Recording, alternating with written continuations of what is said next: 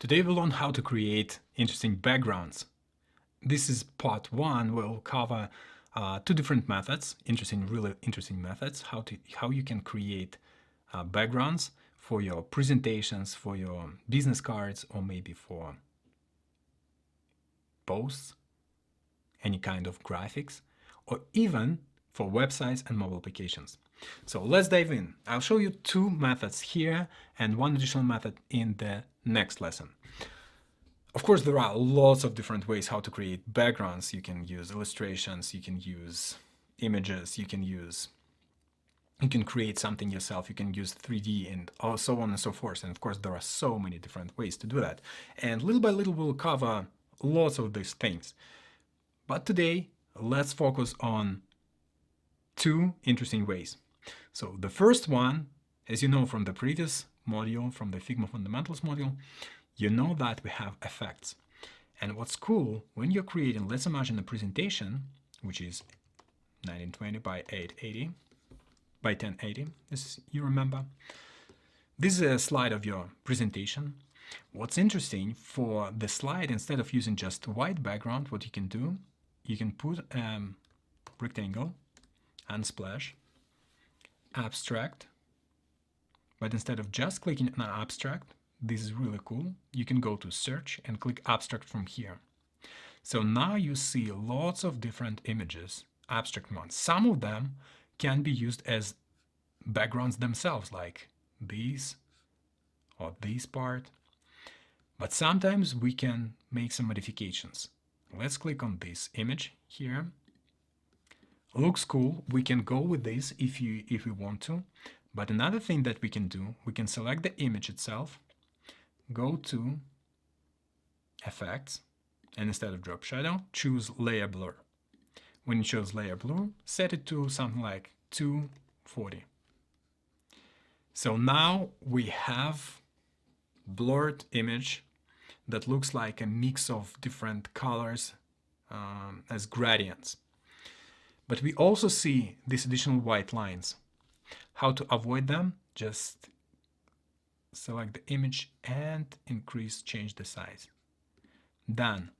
And now you have really smooth, beautiful, amazing, incredible background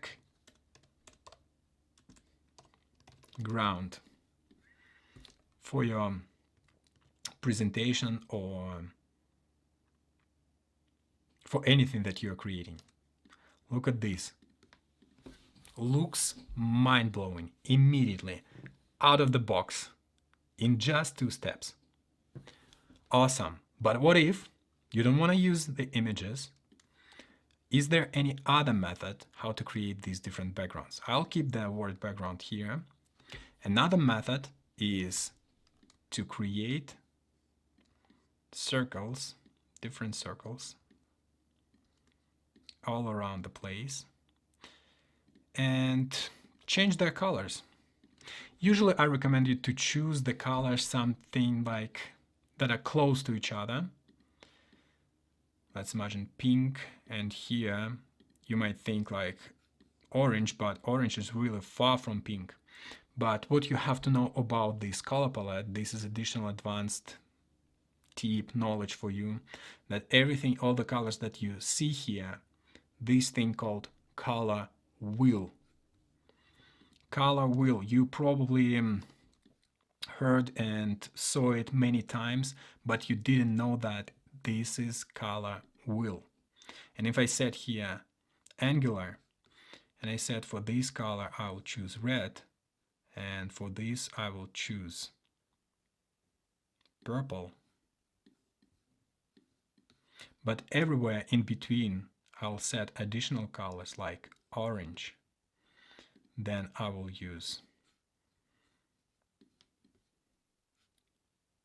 closer to yellow than the yellow itself. Then we will go with green. The next one will be blue. Oh, we'll get back to purple. And the next one will be dark blue. That's exactly the color wheel. But as you can see, they're not connected together. Why so? just because we have to make some adjustments here. I'll move these guys a little bit to the left. And on this side, I'll choose the last one. And it's also red. And now we have a perfect color wheel. Not a perfect one from the angular perspective, but this is a color wheel. So that's why when I say you to use the close colors to each other, that's exactly what I mean. Close to each other on the color wheel. And here what you see, the colors here, this is a color wheel. And that's why hue goes from 0 to, if I move it to the right, to 360 or 359. Because 360 is 0 as well.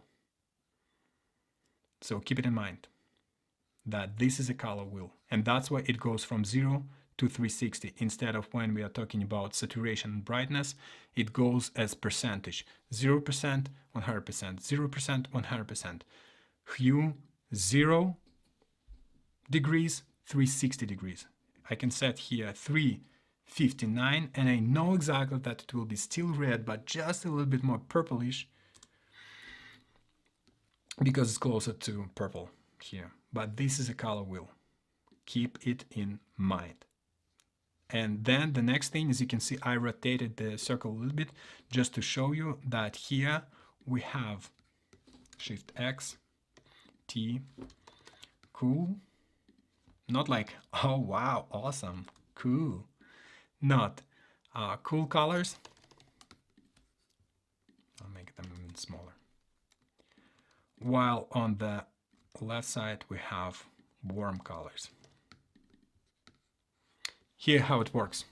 So warm, let's set them to something really warm. And cool, let's set them to something really cool.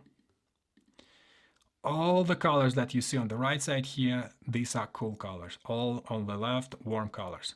And when you create a gradient, or if you want to create any beautiful gradient, keep in mind that it's better if they have some connection between each other, intersection. And for this color, let's choose something like yellow. Why not? So they are cool. We chose all the colors from this side, from the warm colors.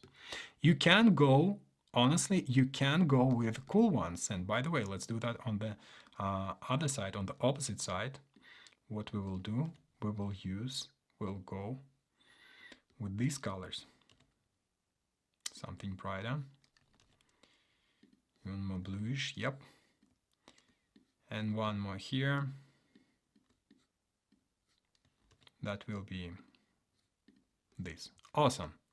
And the next thing, what you can do, you can select each of them, like all of them, and put layer blur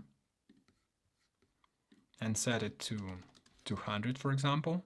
This is how you can mix them together to create something similar to what we had here.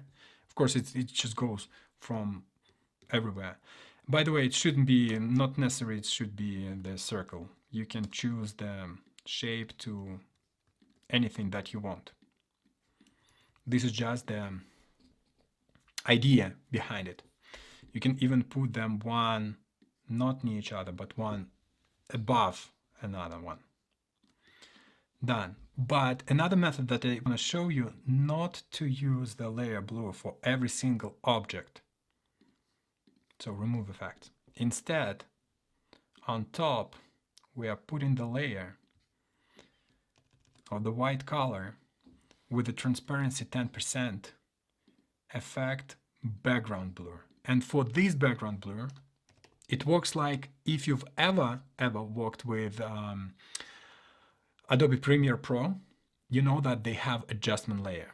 Photoshop also has adjustment layer that applies to everything that goes below the adjustment layer. Apply and boom, done. So this is our adjustment layer for everything that we have below, and everything altogether becomes Command G, our background. Done. and this is the word that we have here. And because we want to see the word here, by the way, for adjustment layer, what we can do, we can lock the layer. So now we have direct access by holding Command or Control on Windows. We have direct access to all the shapes behind. Now I can do this. I can change the size of this ellipse, and I can take this color, move it here, and move it closer to our purple one. And for all other layers, I just move them here. As you can see, we haven't changed, we just have an adjustment layer. When it's switch it off, we see this is what we see. Exactly. When we turn the adjustment layer on, then this is where we have connection to everything that we have on the background. Rotate, move, change, done, command, boom, blob, created. You see how cool is that by using just a couple of methods. And one more thing that we gonna do, we can also change the adjustment layer itself yet 300, even better. And the next thing that we can do, 30%.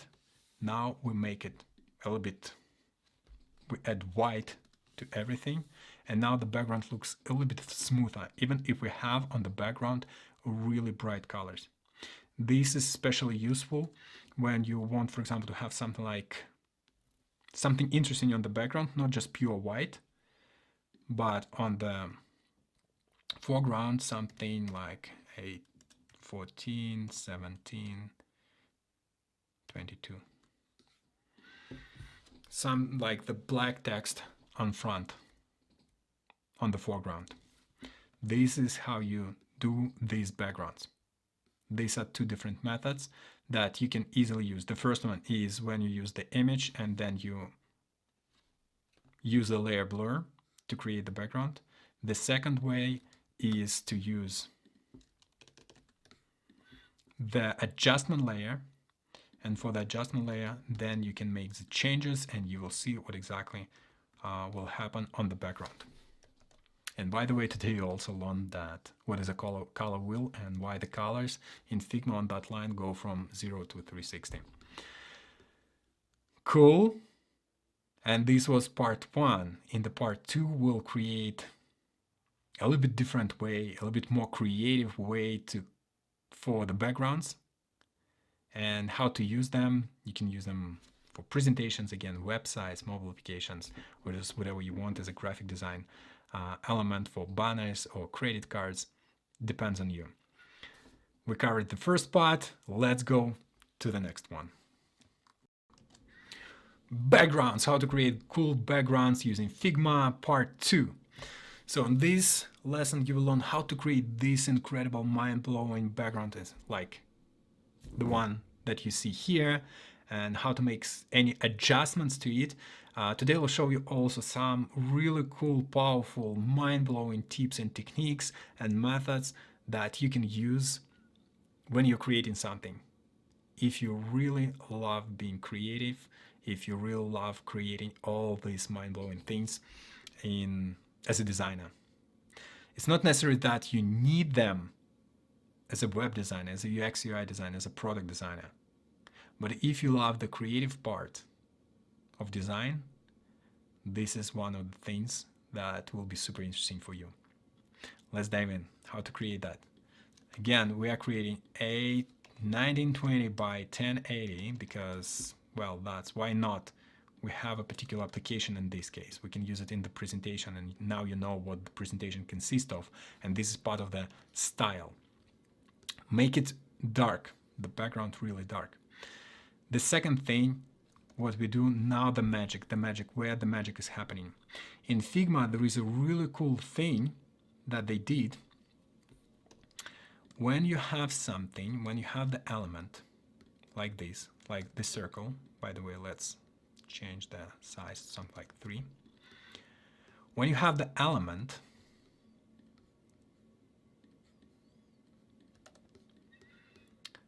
and you duplicate it, Command D, and move it somewhere. Let's imagine I'm gonna move it by 10 pixels to the right. One time, that's it. And then when I create another copy, another duplicate of it, Command D, this is what Figma will do for you. Command D, and I continue holding Command D, and this is what's happening. You see this magic? It continues, it creates the duplication of the shape and the position that you change this shape to. Sometimes it's really painful, especially when you, let's imagine that you created the element, then you decided to move it here, and then you're like, oh, and this element, let's imagine, was a different color. Not a color, it doesn't matter, it has different content. You created the duplicate of it and you changed the color, and the third element, you want it to be the same color as the first one. So you duplicate the first one, and then you press Command D because you want just to create the duplication of it, and it jumps somewhere else. And it's like, wow, what happened? But that's exactly how it works in Figma. And if you delete it and now select it, Command D, now it will appear exactly on the same place. So just keep in mind that's additional. I wouldn't call it as a bug. It's definitely a feature that allows you to create really something cool. Something like I showed you with this circle. If you go to Motion UI Design Masterclass, you will see that that's exactly the method that I show there, that I use there to show how motion design works. And you will see there the following image, something like this, but a little bit more on the orange side. In addition to that, effect, inner shadow, 1, blur 0, FFF, 25%, no, 100. Maybe 100 will be too much. 1, 60. As you can see, we created a really beautiful 3D style circle here. But the next thing, if I select this circle and put it like the opacity to 2, create the duplication, Command D, Command D, Command D, and then for each next element, I'll change the opacity to by 10, 3, the next one will be 4, the next one will be 5, 6, 7, 8, 9, and 10, which is not 10 now, but 100. And this is how we show motion, that the element almost comes from invisible state to its full state. I use this specific feature when you duplicate and you change the position. Figma will follow it. But now how we can use it? Well, first of all, we can combine them together into one group, make them bigger, and put them somewhere here below. For example, that's already one of the backgrounds. Let's create another one. Command D, rotate. And now we have another element here using the previous method. In this case, we will use not the white color, but the black one. 10%, effects, background blur, 80, maybe 50, to see that something is happening on the background. I still don't like the element, the position of this particular side, so maybe we can make something more creative, make it bigger, put it on the background, maybe remove completely the previous one. Already something on the background, maybe let's remove now our adjustment layer, maybe we don't need it at all. Wow, cool, awesome. Maybe we'll use like that, so this will be our background. and here the size 160. Like this. Cool, right? We just used the same method as here, but now we created a completely different shape and looks interesting. The next thing what we can do, it works not only with, as you can see, it works not only with ellipses, but you can use the pen tool. You can create something like this, put it inside of our frame, and then when we do, let's change by the way the size of it to like 4. When I do Command D and move it like 5-6 times up and a couple of times to the right, then I press Command D and hold it, this is what is created. Now I select all these elements, Command G to group them together into one group, and move them somewhere here, and we have another background, we have another element. Let's duplicate it. Let's take the group that we have, rotate it, and now let's change the width, move it somewhere here. I need just the width, squish it a little bit, and now we have another beautiful background. As you can see, just one method that allows us to create all these different things super fast and easy by using probably it's not a bug, but it's definitely a feature that allows you to achieve this specific effect.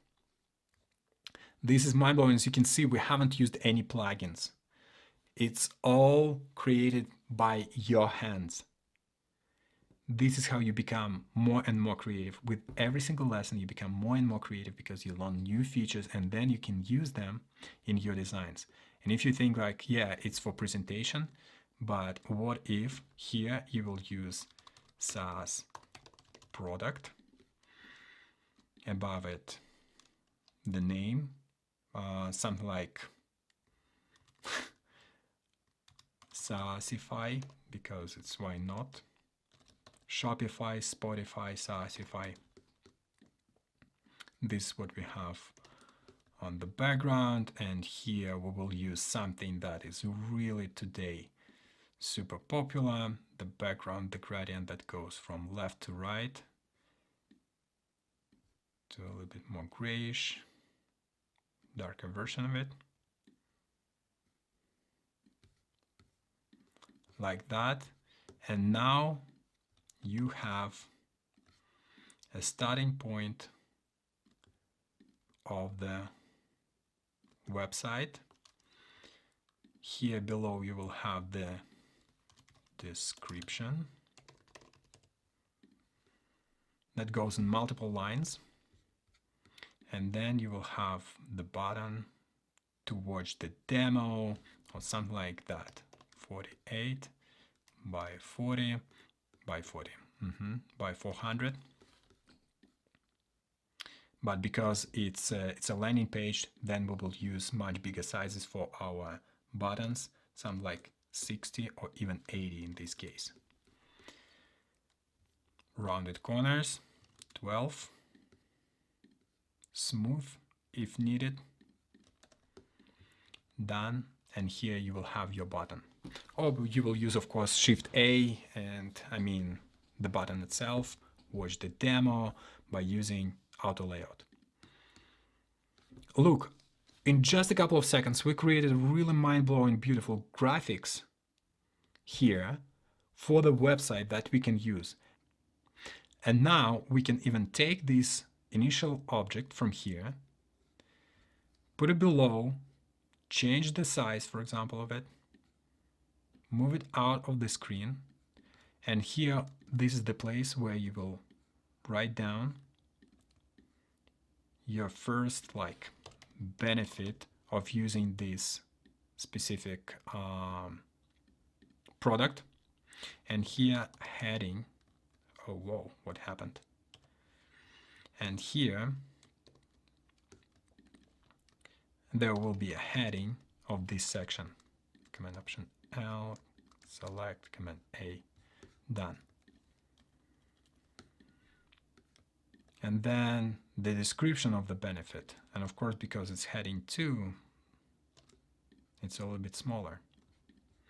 You see how cool is that to use just one method that we just followed and to create something completely different. Command D, rotate one time, Command D, rotate one more time, move it up, Command G, combine them together to create completely something new. And then, because we know how to use masks, I'm using this circle. I move this circle below these 3 elements, select all of them together, Command G. Now we have 3 elements and the circle, but the circle will be our mask. And now look what we have. Use it in your presentations if you want to. Use it on the website. Take the element and make it a little bit smaller. You have already a graphic that looks just mind-blowing. And you can continue being creative with it. You see, one simple method, but so many different ways to use that. This was the background part 2, and I'll be super happy to see you in the next lesson, where we'll continue our journey of becoming a little bit more creative in design. See you in the next lesson. How to create a golden text, or text that looks like it's written with a gold foil. How to do that in Figma. In just 3 super simple steps. Let's do that. First of all, what we need to understand that, of course, we need to create first the place where the text will be created. In this case, we create a frame 1920 by 1080, which is just a presentation mode, full HD screen, that can be used, by the way, also as a YouTube thumbnail for the YouTube video. All right, now the next thing, in this case, in this specific case, I'll make the background darker, but then I'll show you the difference between the dark background for the gold text and the white background, light background for the gold text. So here what I'm going to do, 12, 14, 19, perfect, works cool. Next thing, I'm typing golden text here. Let's put it in the middle, Command Option T to put it right in the middle. All the things that I'm doing here we already discussed. Yes, I will remind you in almost every single lesson, learn Figma fundamentals first. Don't skip the lessons of the Figma fundamentals module, because everything that I'm doing here and I will continue doing later, every single time will work faster and faster and faster. So by the moment when we create websites or mobile applications, we will just use shortcuts and move really, really fast and efficient, because that's exactly how I built this course for you. I designed it the way that allows you to go from fundamentals and then little by little improve your skills, boost your skills to a completely new level, so then you work super fast. And that's exactly what we'll do. Text, we created that. 240, just to make it a little bit bigger. Now, the magic. By the way, let's make it so you have the same typeface. I'm pretty sure 100% that you have Inter. So we'll use Inter here. Golden text, here we have it. Step 1. Add gradient. So we click plus, boom, gradient. But for the gradient, we will go from a left, top left corner to the bottom right corner, exactly like that. And now what we will do, we will add additional points of color to our gradient. Now every single point will represent some particular color for the gold. And we will not just create, one color and some additional effects there. No, we will create the idea that lights goes down from somewhere to this text, and because of that we see how this text is playing with this light, playing with the reflection. We will make it cool, we'll make it mind-blowingly amazing. And to do that, we will keep the left and right colors pretty dark, but we will work with a hue somewhere between 18 and 25, somewhere there. But let's start with something like 20 for the hue, and for the saturation and brightness we'll put the color somewhere here. We will do the same for the opposite side. We will move it somewhere here. The next color, we'll make it a little bit brighter. We will move it up like that. As you can see, nothing is changing here. Why so? Just because it's better to change it to 100% the color, so we see what's happening on the screen. The next color will be even brighter, like this. The next one a little bit darker than the previous one. And the next one is much brighter, somewhere here. This allows us to create an even structure that light goes specifically in one particular direction on this text. And this is how we create this specific effect, like of the reflection, of the real foil. We add realistic something, we add realism to this text. And while it doesn't look like gold right now, well, because gold has some texture. It has some kind of, I wouldn't say noise, but it's definitely texture. And how to add this texture? Well, that's another magic that we will use. So the first step was to add gradient. The second step will be, it's not the second step yet, this is just the preparation for the second step. And the second step, we go to Unsplash and type texture in the search and find something not colorful but grainy. Like this is pretty good. This one is really awesome. Oh, I will use this one. I click. Now I have this texture. I take this color from here, Command C, I copied this specific fill layer, and I paste it here, Command V.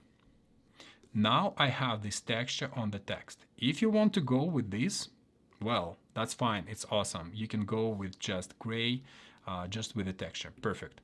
But what we're gonna do, so step 2 is actually to add texture to your text. And now step 3, you change the texture to color dodge. Done.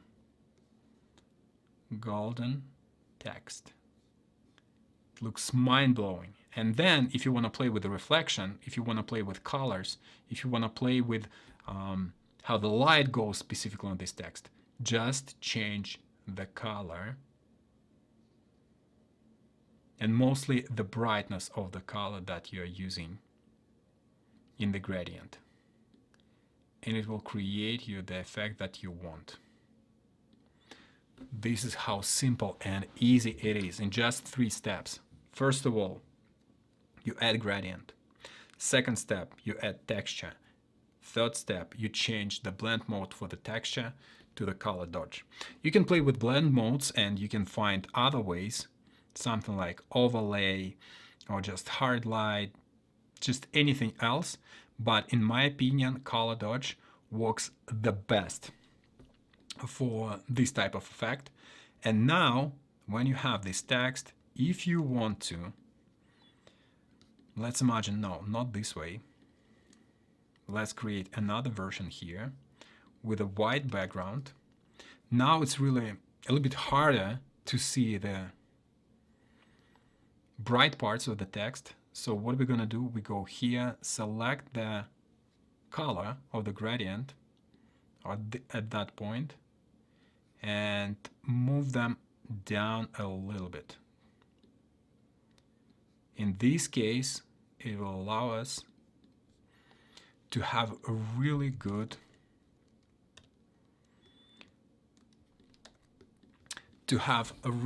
contrast with a background, with a bright background. And if you remember the lesson about presentations, well, that's exactly how the text was created there. Now you know how to do it. Just go and practice. And I'll see you in the next lesson, where we'll continue our journey to become a creative, super creative and efficient designer. And I'll see you there.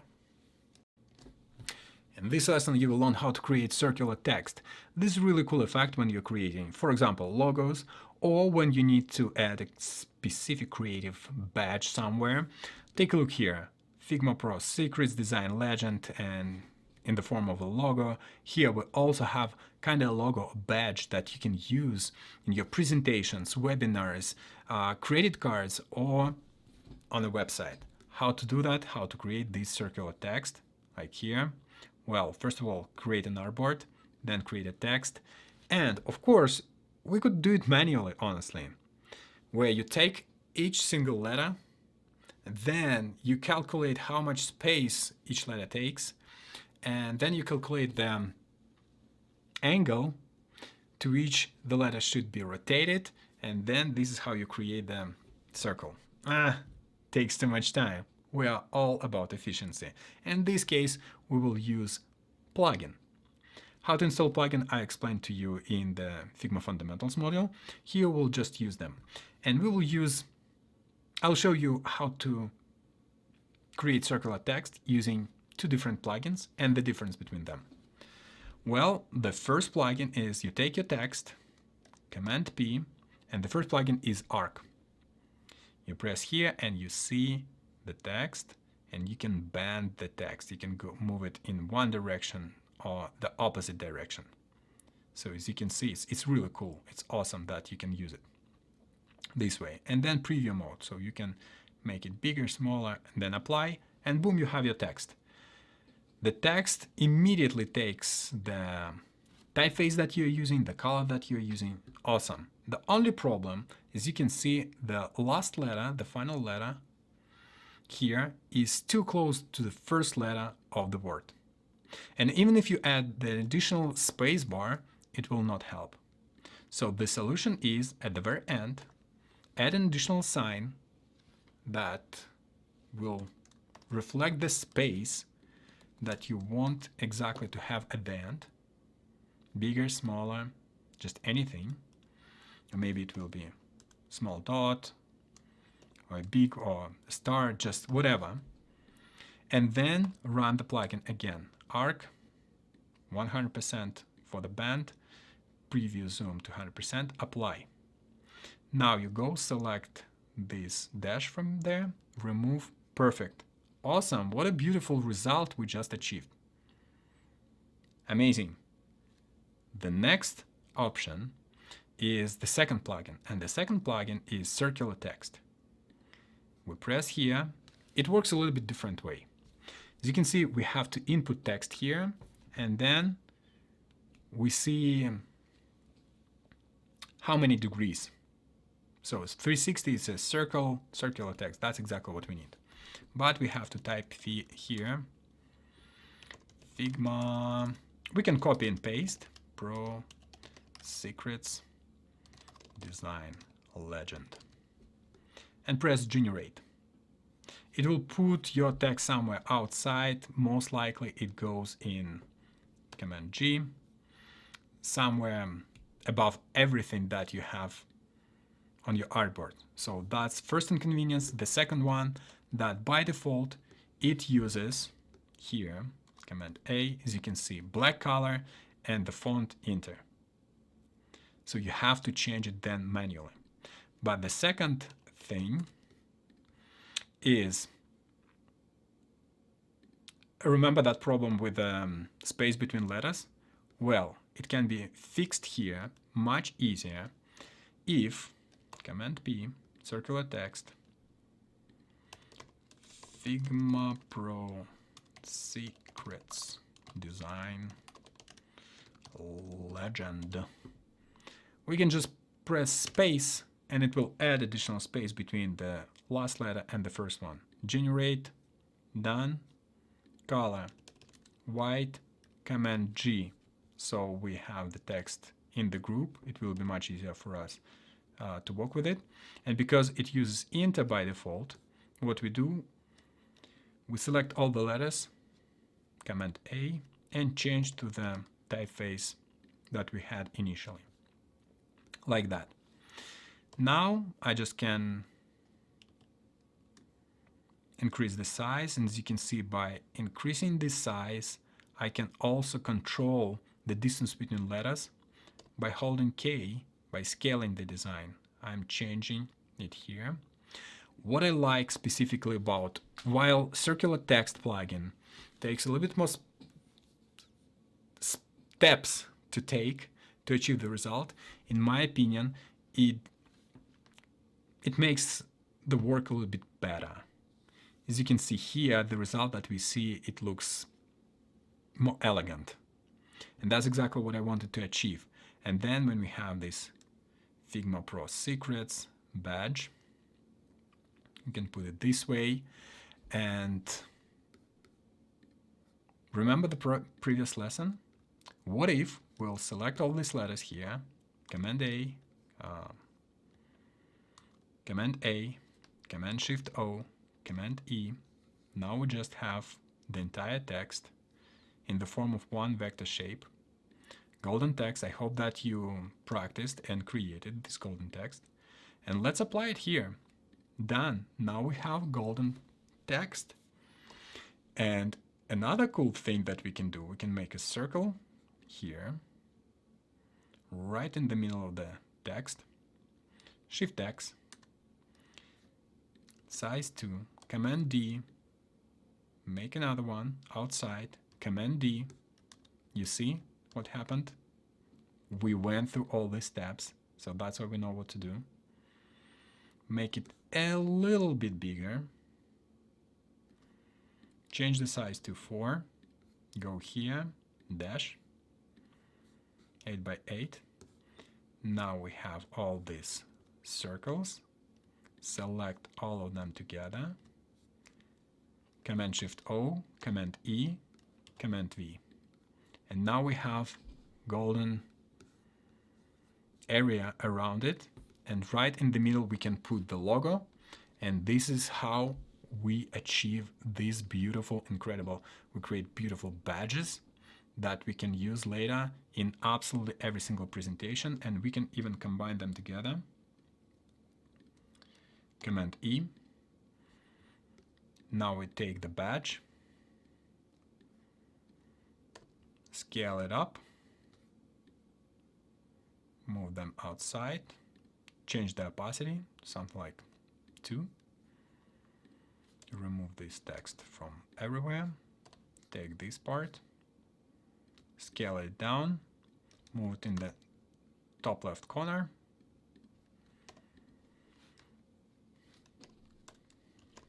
circular text. Not necessarily in presentations, just use circular text, Helvetica. I'll use Helvetica. You also probably has Helvetica. If you don't, use just whatever you want. If you prefer Inter, go with Inter. Not a big fan of Inter, so just choose even Roboto. And then make it bigger, 240.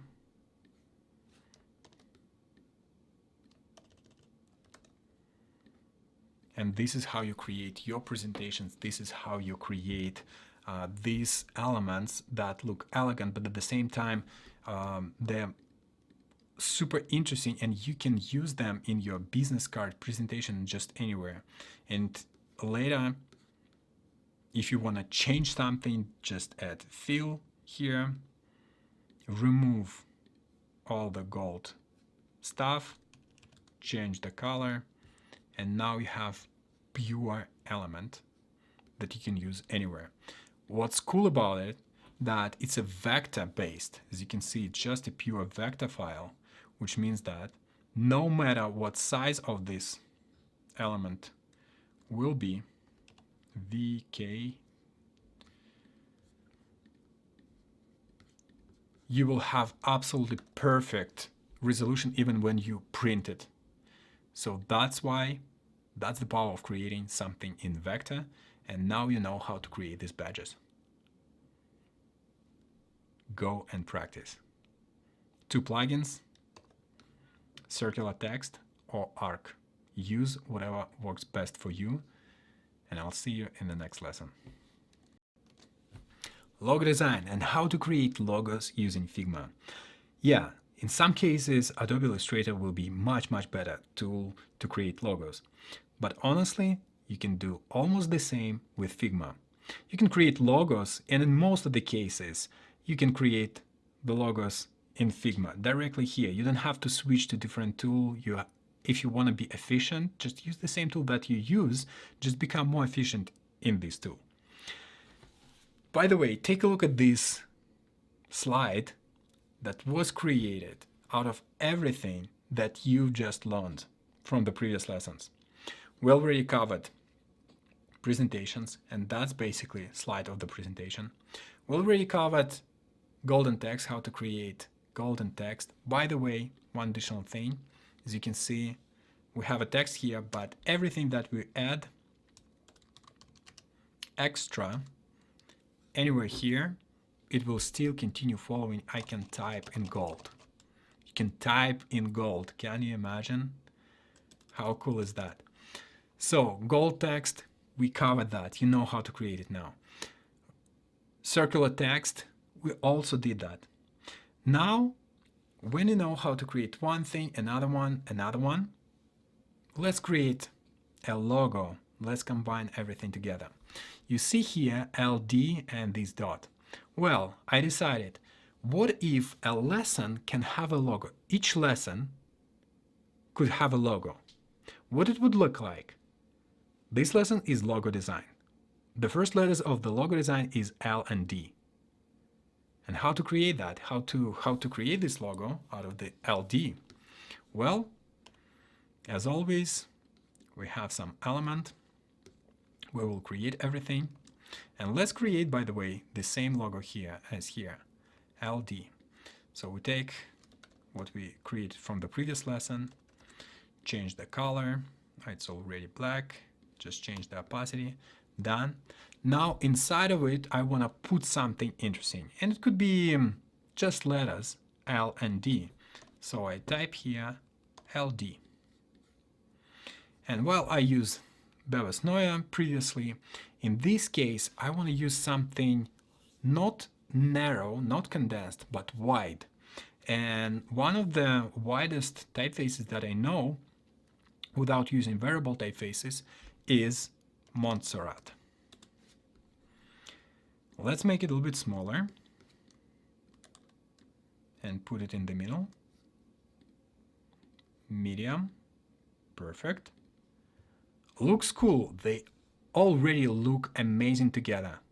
But what if I take a look a little bit closer? What I see here, that there is some visual inconsistency. There is no optical alignment here. And we can achieve this alignment by moving LD itself, but or we can make our logo a little bit more interesting. And in this case, I want to do it a little bit more interesting.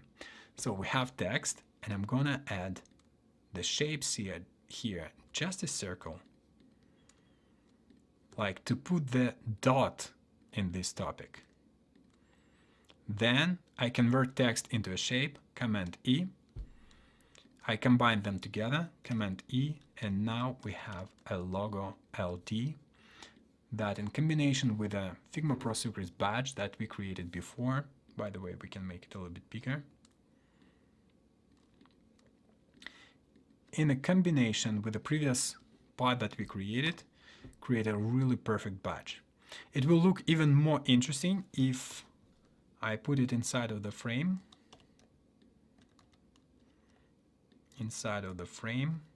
But the color will be black on the background and white here.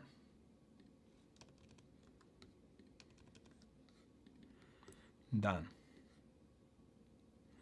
You see how cool is that? How amazing it looks. It already really cool. It would be a really cool logo for some kind of gym or personal trainer or maybe a fitness coach. You know, fitness coach Luke Denver. And then there is become an athlete pro, and that's it. That's everything there. Cool, right? What we just did here in a couple of seconds, we played with text, but we used text, we converted it into a shape, and then we added additional shape. And what's interesting to know about logos, that in order to create a really good logo, you don't have to know too many things. You just need to know a couple of things like the methods that we use to create a logo. Logo design in general itself can be a separate course that will cover research methods, different types of research for a logo, how to define the right mood, where to find the mood board and everything. This course is not about logo design. This course is about design in general and Figma and how to create something, how to actually achieve the results, how to bring life to your thoughts, how to make your thoughts visual. And when it comes to logos, trust me, it's much easier than you think to achieve some results. You just need, I'm talking about practice part, of course. You just need to understand that in order to create logo, you have multiple methods. The first method is text logo. By the way, let me change it from all caps case to the regular one. So the first method is text logo. The second method is shape logo. The third method is pen logo. The next one is combination of everything: text, shape, pen logo. Method, I would call it not logo, but method. Method.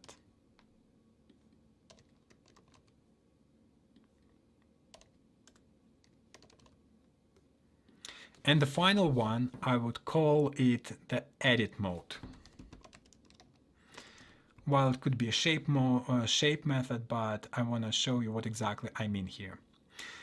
Now, keeping in mind these things, let's create a logo. Let's imagine for a person. One of the students of this course, and I just picked it randomly, Beatrice Cavani. Her name is Beatrice Cavani. I remember her from previous courses because, you know, I always remember the names of the most active people. And if the person is active, then the name just will be in my head. And then later we can talk. We become, little by little, we become more like friends. So that's why Beatrice was really active in the previous courses and also on the consultation. So that's why I remember her.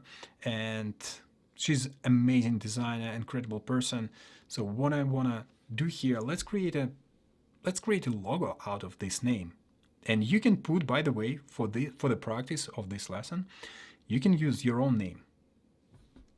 I could use also Alexander Hess. So the first method is text method. This is where you just type something and find the right typeface. By the way, but when we're using text method, here there are like 3 things that we can do in order to achieve some specific result when it comes to text method. The first thing is choose the typeface. Play with typefaces. Maybe you'll find a much better way to type your name. And by the way, the logo can be just the text itself, but converted into a shape. So let's play with that. What if we'll use something like Inter? Looks interesting.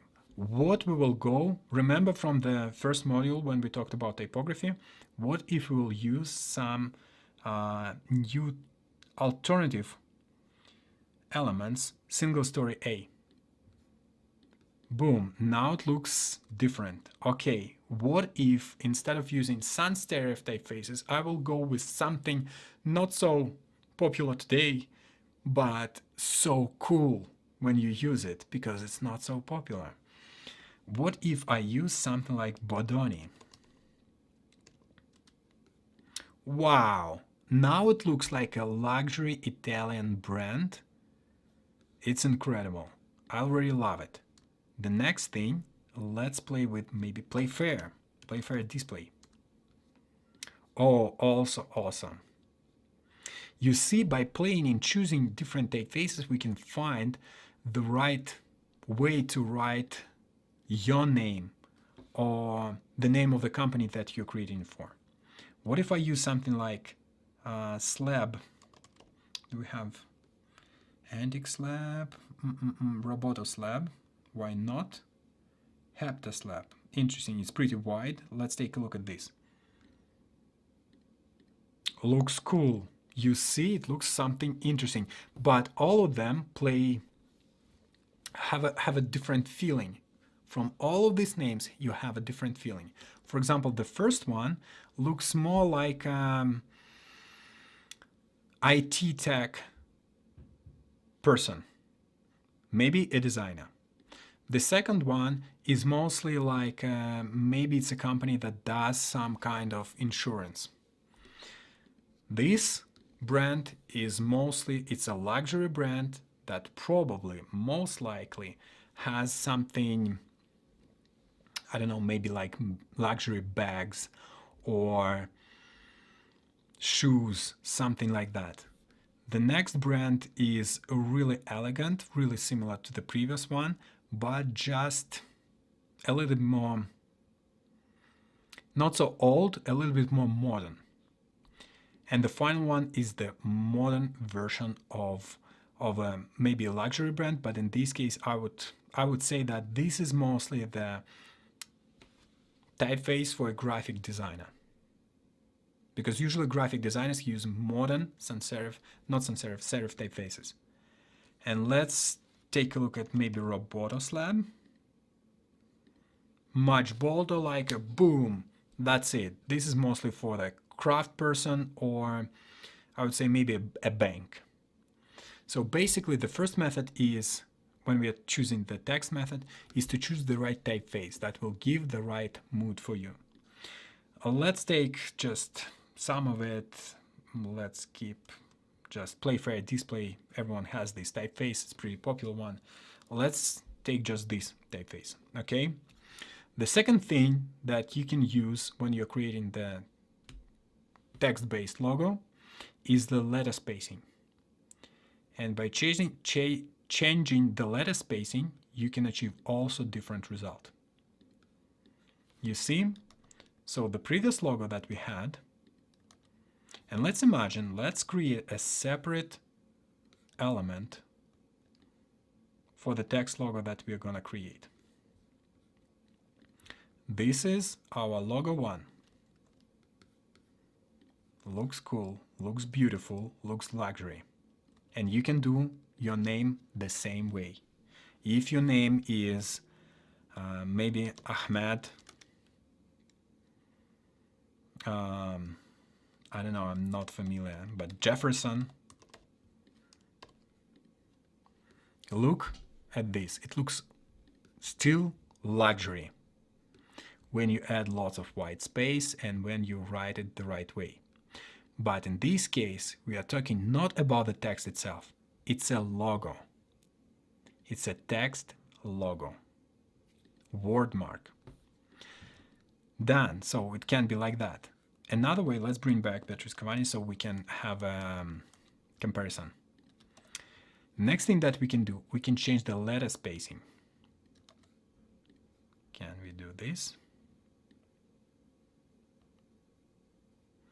We can change the letter spacing. And in this case, wow, this is something different. This is where we have more space, we can breathe, and this looks even more luxury. Luxurious brand like this has more space in the showroom. Great. The next thing that we can do, we can try and play with case. What if I'll use uppercase? Now it's a little bit even bolder. Now we can put it on the wall. It's not just only on the somewhere on the website. We can put it on the wall, like the name. The next option when it comes to text is weight. So we can go, what if we'll go with black? Something crazy. My recommendation to you, when you're comparing something with something, go with crazy. Go with a default option and then go with a crazy option. And then if you see that default option is not enough and crazy option is too much, try to find something in the middle. Black. Well, it's too much. It doesn't make it as elegant anymore. Let's go with semi-bold. Cool. This looks exactly what it could be. But can we go with something different?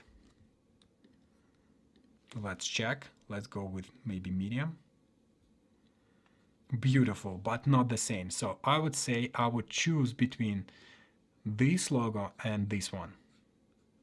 And that would be great already on the website. And if you think that, well, but how can I use the logo this wide on the website?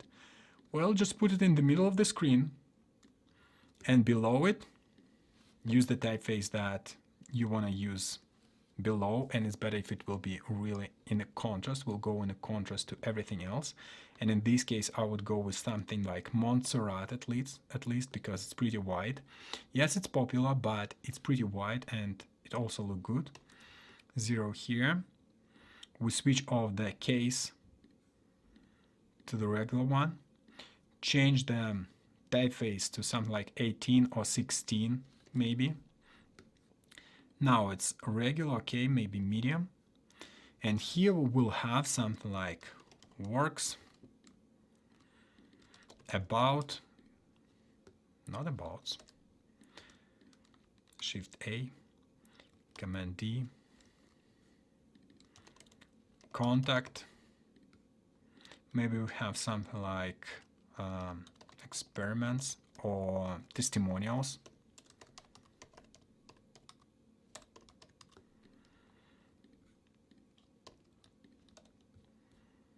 And then this is already we're working on the website. We can put it on the left if we want to, and the navigation on to the right. Let's make it a little bit smaller, like that.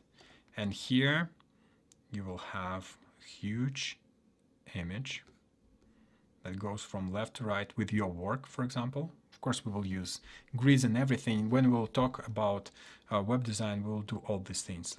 Let's go with Unsplash.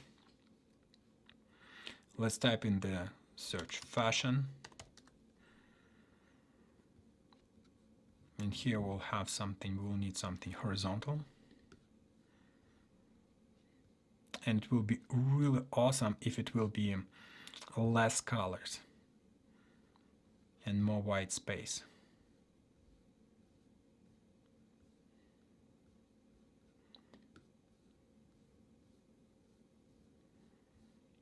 Not enough. The portrait mode, but maybe it can look really cool. It's not so cool. So we are choosing something that will work best for this specific brand. Something like that. Maybe it will be even bigger here. Maybe without any spacing from left and right. And that's it. And this is how we just created, using text, how we just create a logo. But my recommendation to you, once you are happy with the typeface, case, and letter spacing that you chose and weight that you chose for the logo that is created out of text, convert the text into a shape. Command-Shift-O or Command-E. Now it's a shape, and now you can use the shape anywhere in your, maybe you have a business card, 850 by 550.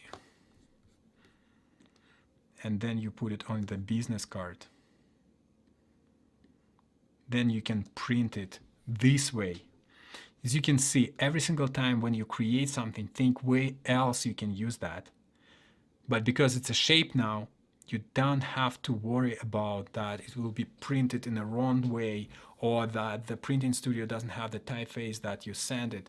No, it's a shape, it's a vector shape right now, and now it can be printed and used anywhere in the printing materials. Yes, you can use Figma for print. The only drawback of Figma that it doesn't have CMYK color space. But doesn't mean that you still can't do that. You create everything with Figma, you're happy with the result, then you open your result in a specific design tool that is created for printing, that where you can set the right colors, and that's it. You see how fast we created really mind-blowing logo that we can use already in the brand in just a couple of minutes. But let's continue playing with that.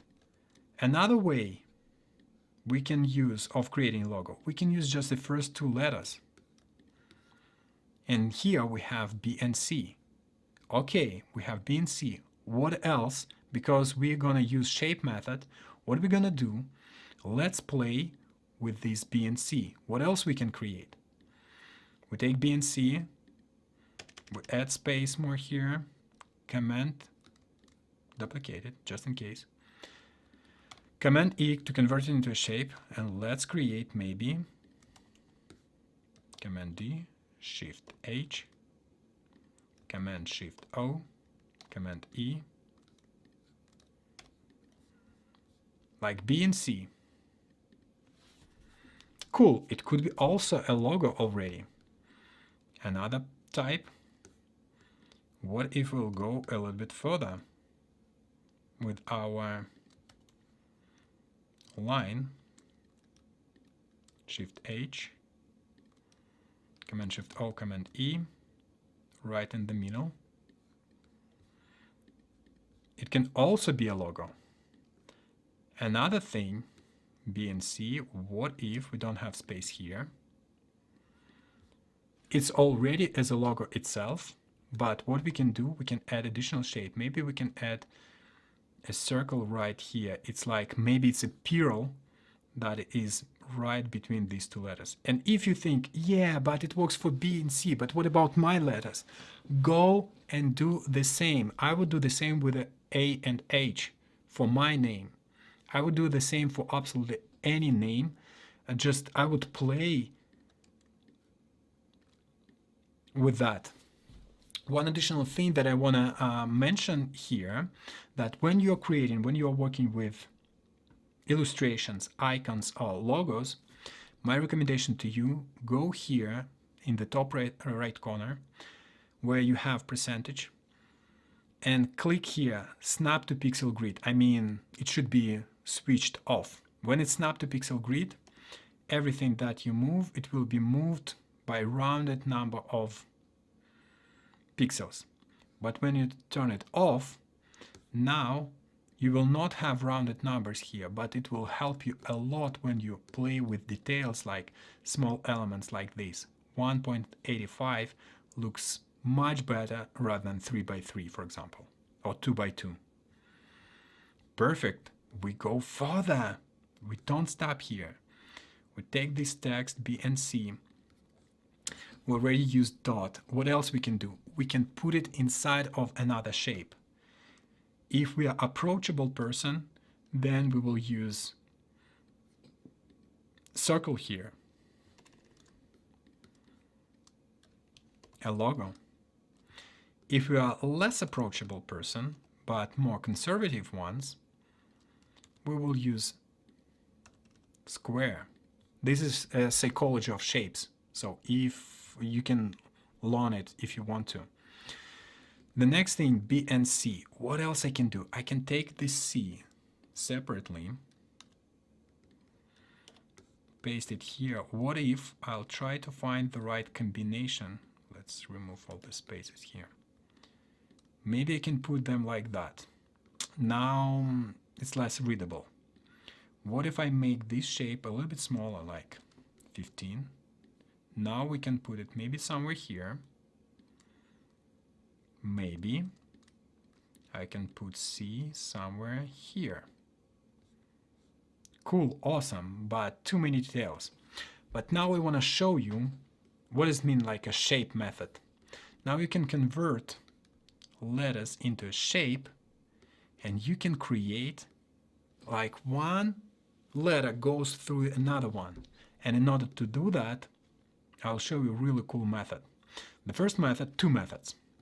The first method is we take the letter C, duplicate it, and now we move it down a little bit like that. Yep.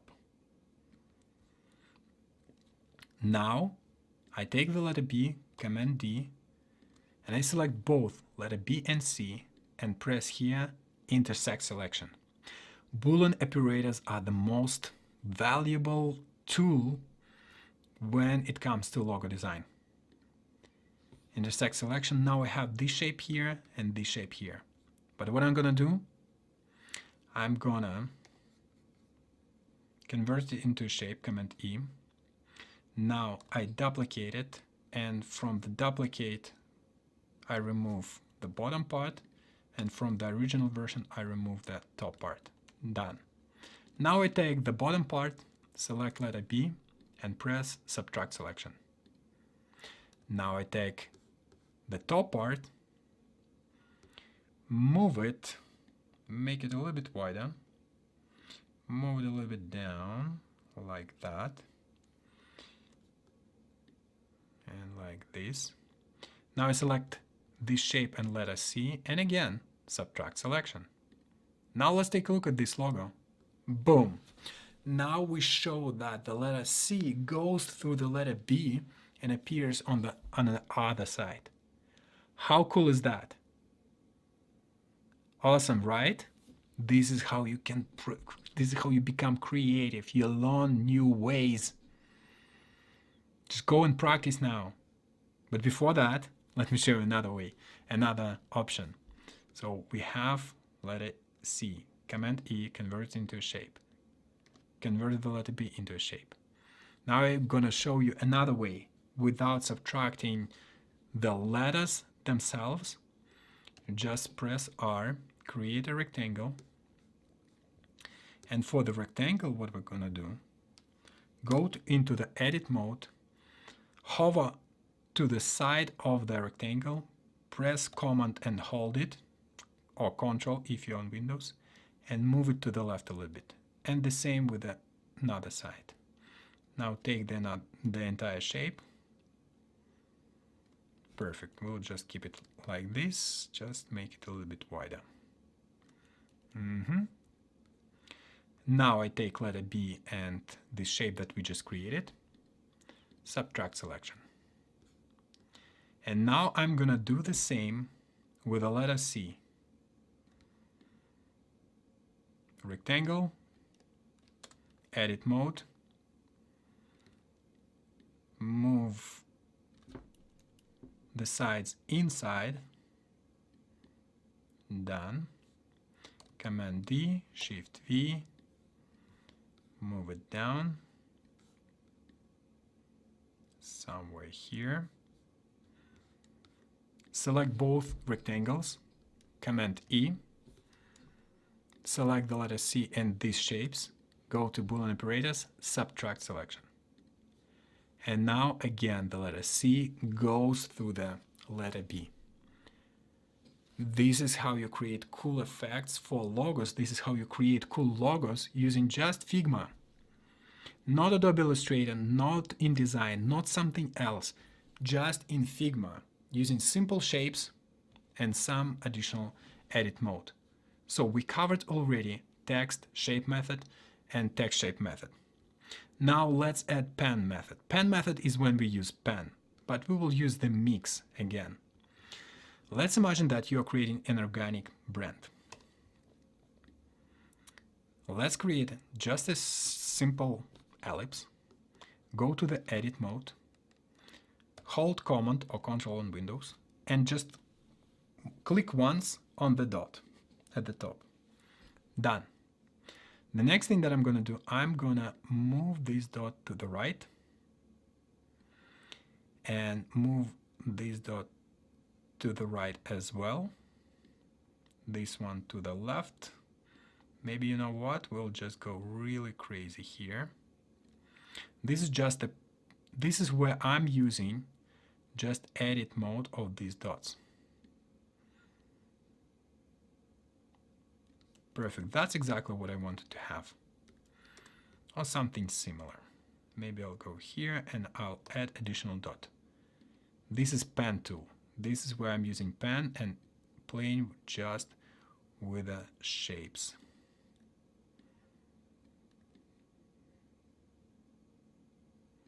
Like that. Awesome. So now I have this element. And now using pen tool, I don't like this part here. Now using pen tool, I'm gonna to create just a triangle. And now I already showed you the method by holding Command and hovering on the side of the element. We can change, we can skew the line, Shift X, combine together two shapes, subtract selection, Command E, now you have leaf. And for this leaf, we'll change the color to make it more organic, like that. I still don't like that this part is a little bit too wide to my taste. Still no. Go here, wider, thinner at the top. Perfect. So this is leaf, and now I can type here something like organic leaf.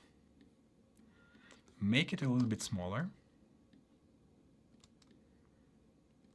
And now using shape and pen tool, I created this leaf, type the word organic leaf, and now we have a perfect logo for the organic brand. We can continue playing with that. We can take the leaf and maybe put it somewhere on top of the letter E, convert the text into shape, Command E, remove the I dot, take the leaf and put it right somewhere here instead of the dot. And now we have an organic brand, organic leaf, with a leaf on top of it. Looks awesome. Now we can put it into a frame and we can create multiple versions. For example, to show it to our clients. One version will be just white. Another version will be green.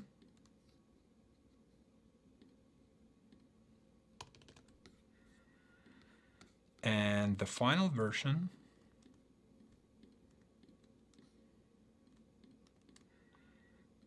will be instead black. Maybe we'll just use it somewhere on black.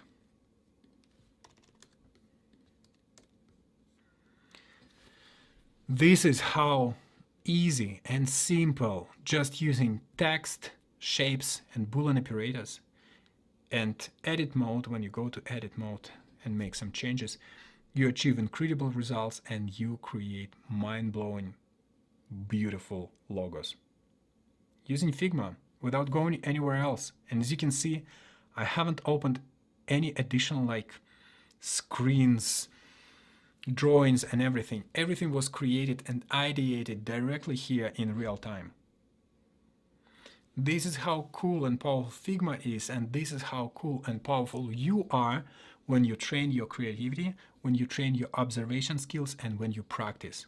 Without practice, you will not be able to do all these things. You need to practice. Watch the lesson, go and practice, go and practice, and then this is how you achieve really incredible results. And I wish you to achieve the best results in your career, in your life, and I hope that these lessons help you. See you in the next lesson. In this lesson, we'll be talking about mask text. How does it work and what it looks like? Well, if you take a look at this example here on this slide of this presentation, you see that the text looks different below the line rather than above the line. Everything that you see here was created based on the lessons, on the previous lessons of this course. So now let's learn how to create this mask text and where to use it actually. Here is the example. By the way, this line, this beautiful background was created based on the previous lesson about backgrounds, how to create backgrounds using lines. Today we'll be talking about masks and specifically about this idea. Let's imagine that you have a text or you have just any element of one color, but on the background you have two different colors. One for the like a background, actual background, and the second color is kind of spotlight. It can be any shape, it can be even text, another piece of text. But on top of everything you have text or element, and then when you move it, you see that on the dark background, the text is light. But on the spotlight, the text becomes dark. How does it work? How is it possible to create this effect? Well, I'll show you two methods for that. And both of them have their own like pros and cons. And you can use whatever you want for your specific idea.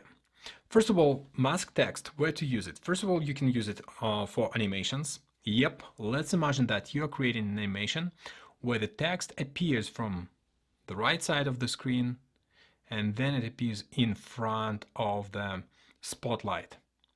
Or you have text somewhere and you have a spotlight that moves everywhere and then it goes above the text and you see the actual text. So it can be used for animations. It can be used as an illustration. So let's imagine that you have just text. Then you take these both guys together, save it as one illustration that you will be using on the website, for example. You can use it for print. You can create something like that for a poster, and then you will just print it. And yeah, some people say that how you can actually print from Figma if in Figma you work with RGB and for print you need CMYK, color space.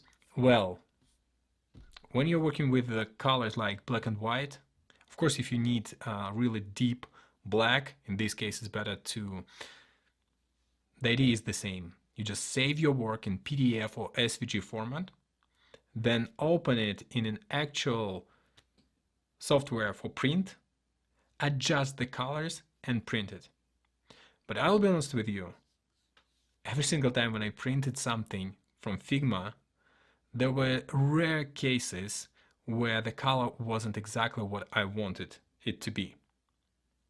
Whether it's about my works, whether it's about works for my clients, that was perfect.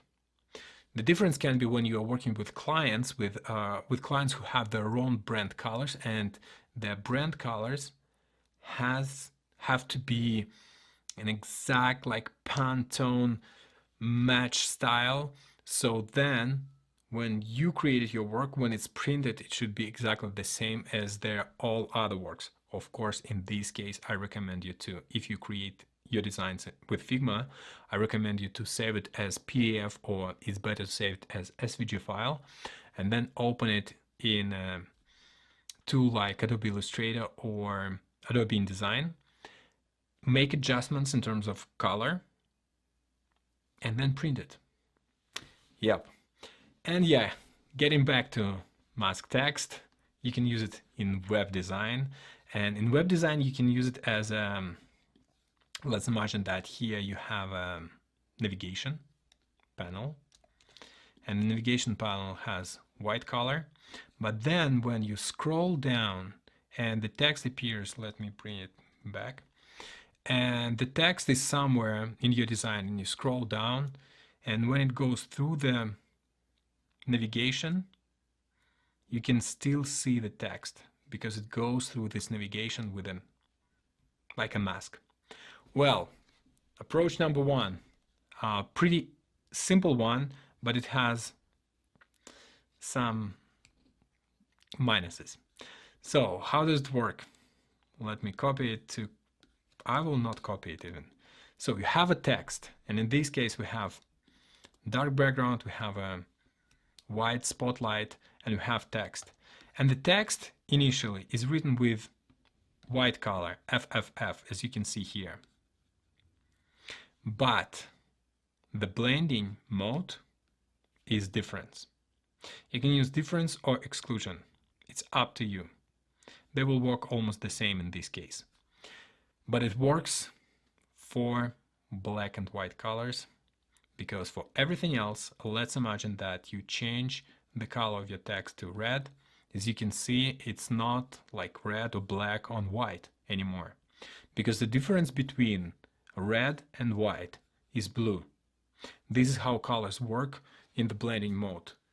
It removes all the red, and what is left, if you'll take a look at the color wheel, the light, based on light color wheel, you will see that on the opposite side from red there is blue, not green like in print design, like on the color wheel that is used the actual paint. No, in the light version, in the color wheel that is based on the light RGB model, on the opposite side from red is blue, and that's exactly what's happening here. It's a contrast color to the color that you choose. And the same works for absolutely any color. Well, if you are looking for something like solution for something like exactly like this, let's imagine that here we have also white navigation, it's below. And then if you have something like this, and that's exactly what you want, text to be different color, just use this option. And what's cool about that, if you're going to use it in web design, in this case in web design there is a CSS option that allows you to set the filter, and for the filter to set the option difference, like different type of blending options. So that's why this solution is not the best. And let's imagine that our background is actually the opposite way. So we have white background and dark spotlight. As you can see, if the text is white, then everything is perfect. You see the text is white, but on white color it's black, and on black color is white. It's really awesome. It's really cool feature that you can use when you design something for social media, maybe something for like an illustration or for a website, because it creates something unique. Let's imagine you scroll and the text will change its color while it goes through one specific point of the element. Let's imagine it's not a circle but square, and it goes, the text goes here or just anywhere. You see how it changes the color. This is cool. As I said, the biggest problem with this option is the color that you choose will be different if you change it to for text.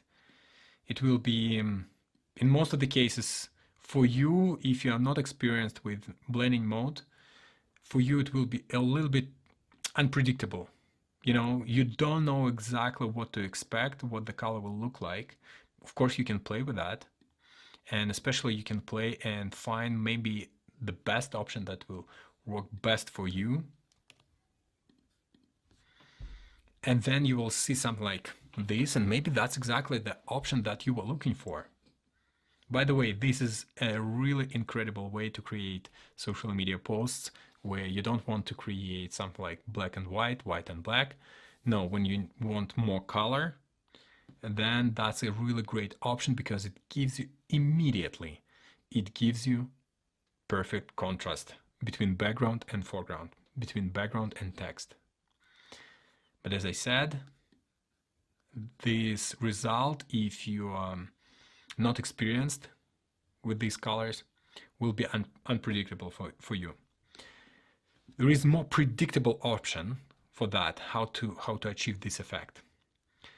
In order to do that, you are using a little bit more. You are using actual masks. How to create it? So here the idea is the same. You have text, and while it goes through the spotlight, it's black. Everywhere else, it's white. But the idea is that if the background, let's imagine, is white and the spotlight is black, then the text here, you need to change it. Oh, by the way, let's change the color of the spotlight, and now we'll change the color of the text on the spotlight. So now everything is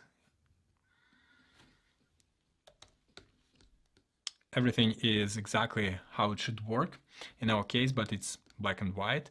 But the same will happen if I change the color to, let's imagine, red for our spotlight. You see that the text inside of the spotlight is still white and outside is black. How to achieve that effect? Well, if you already saw the layers panel, this is how to do it. And this is exactly the same option. This is how to do it. So you create a frame where you want your design to be. The next thing that you create the actual text. The next thing that we create a spotlight. It can be, I call it spotlight, but honestly it can be just anything. If you want it to be just part of the screen, let it be so. Let it be just a part of the screen that will be dark. But the next thing that we will do, if I hover the text right now, even let's make it not black, but let's make it different color. Let's make it maybe even blue. Yeah. So now when I hover the text on this background, even if it's on top, it's black. But I want text to be white on the blue lines and black on the white background. In order to do that, I duplicate text and blue background. So here I have blue background. I duplicate them, Command D. I move them to the top. And now for the blue background, I call it blue background mask. And I actually convert it into a mask. Done. And the actual text, the copy of it, we'll call it also mask. I changed the color to exactly what I want it to be on top of the blue color. And it can be white or it can be yellow, for example. Let's go with white first. But then how to see the actual result, how to see that it works. Because if I move text right now, it's still black. If I move the copy of the text, it's white, but the next text is not moving. So in the layers panel, I select both text, and now when I move it, inside of the blue color it becomes white, and outside it's black. And this really cool effect that I used, I don't remember how many times already, when I designed different types of animations. When you create animations, you work a lot with position of the element. And when I need the text to move from one side of the screen to another side of the screen with changing the color, that's exactly the option that I would go with. And that's exactly what I can use even on the website when I'm using, for example, scroll effect. Now you can change the color.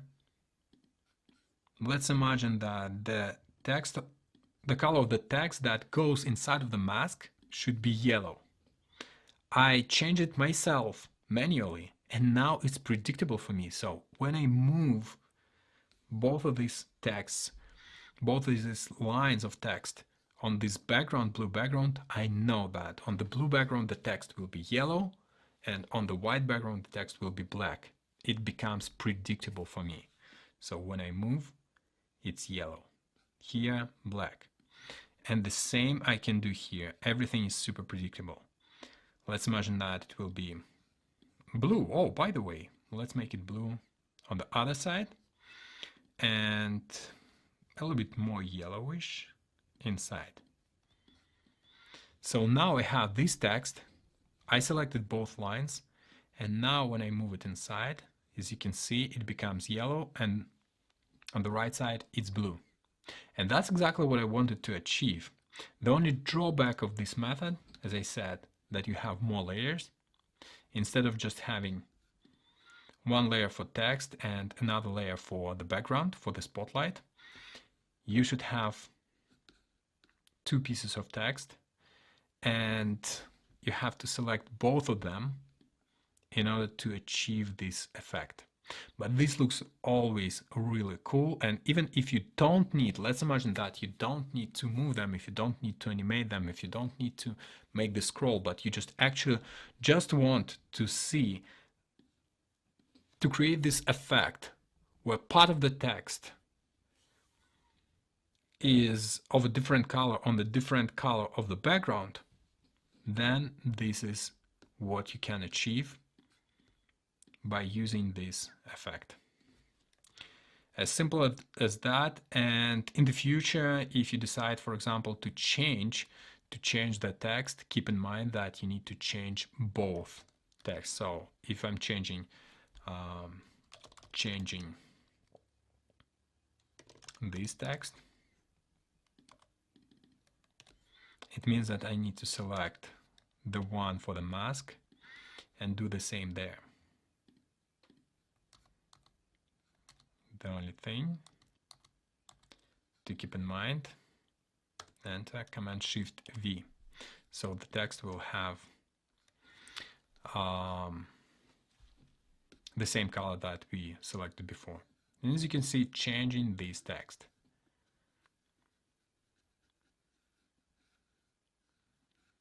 This is so cool that you can use whatever you want, even for presentations, because your presentations will look much more interesting when you have something additional, not so boring like black and white, but you have a little bit more color, just to highlight. Of course, you have to know why you're doing it, to highlight some elements.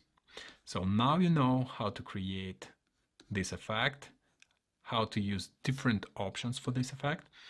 And this is exactly what I used here. Well, I have the background, and we have this text, and for the text I chose exclusion. You can choose exclusion or difference for the blend mode, because by default, when it's just normal, this is what you have. There is no like differences. But when you set difference, on the black it's gold text, on the white it's blue text. Then you change, let's imagine, your background. Wow.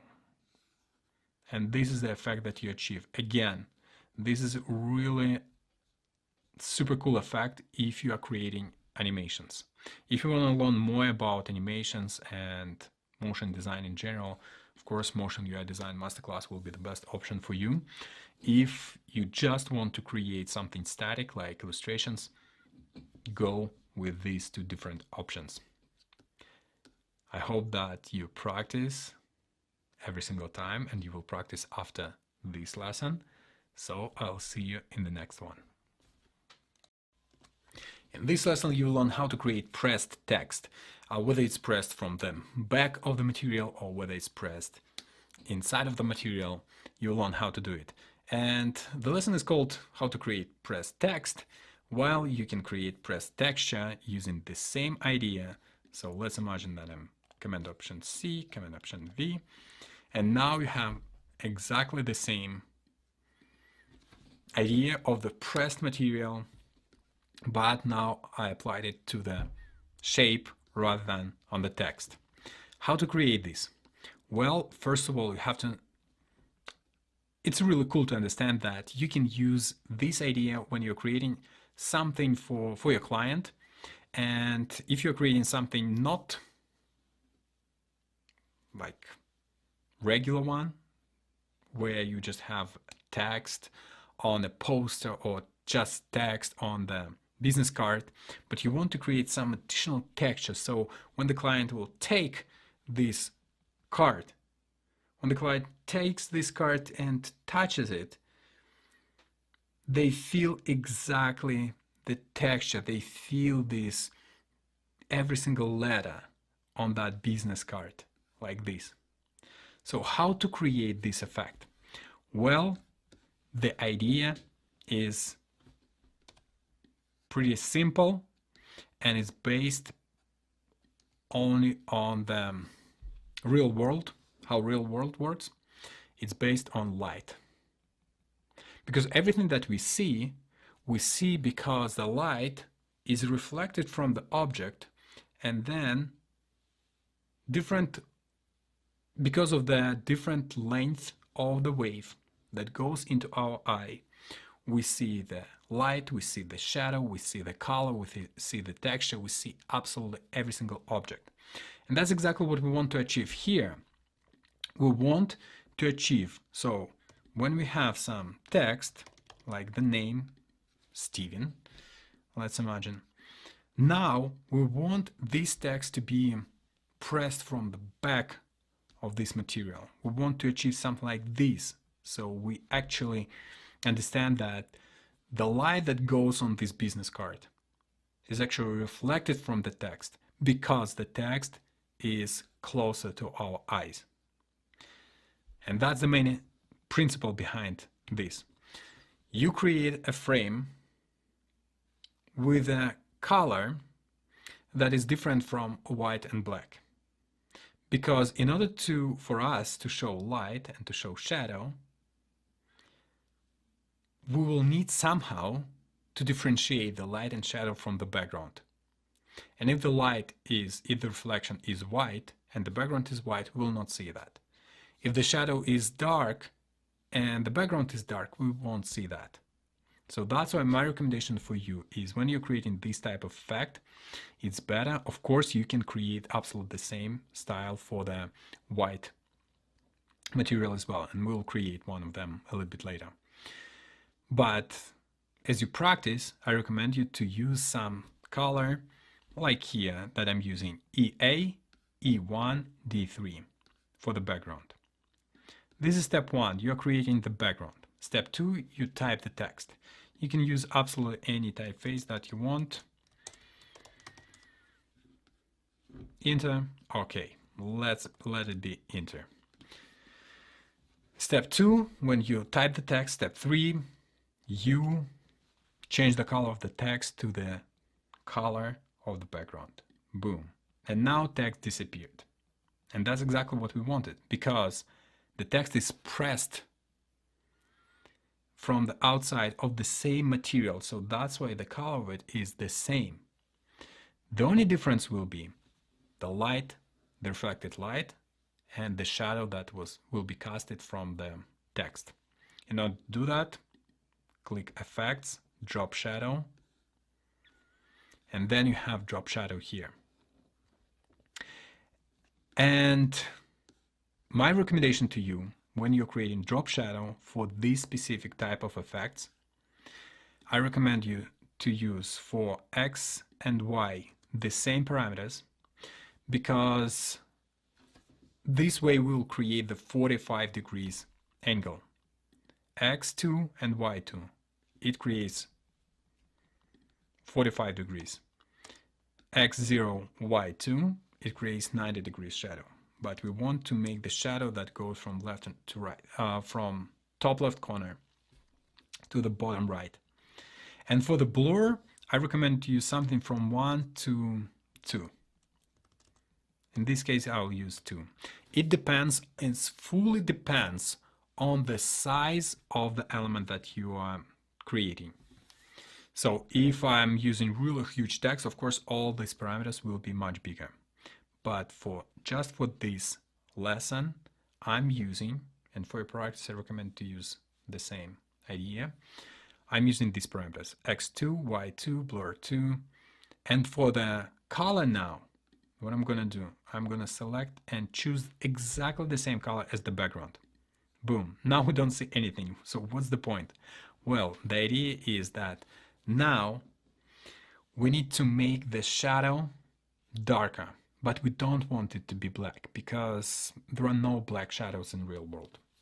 And in order to make it darker, I'm using the HSB model, hue, saturation, brightness, and I'm changing the brightness -20. I'm making it darker. Boom, done. But the second thing, because I want it to look a little bit more realistic, I'm gonna add a little bit of saturation to make it a little bit more colorful. +5 to saturation. Boom. This is our shadow now. Done.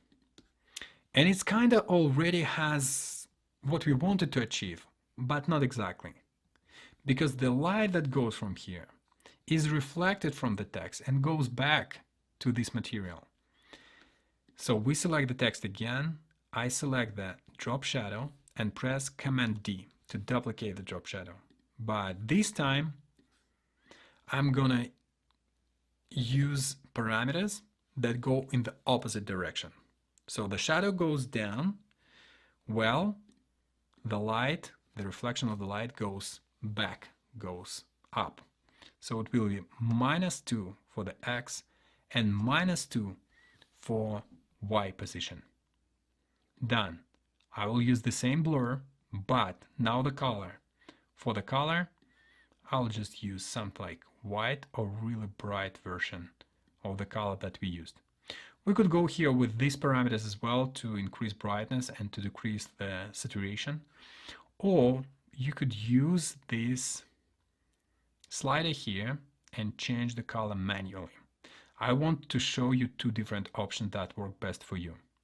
Because as I already described you in the first module, the colors work this way. This is hue that goes from 0 to 360. This is just color wheel. Then we have saturation that goes, the saturation goes from left to right, from 0 to 100%. And then we have brightness that goes from bottom to top and goes from 0 to 100%. And that's why when you understand how this square actually works, then you can move it manually. So that's why I moved it to the top left corner. Done.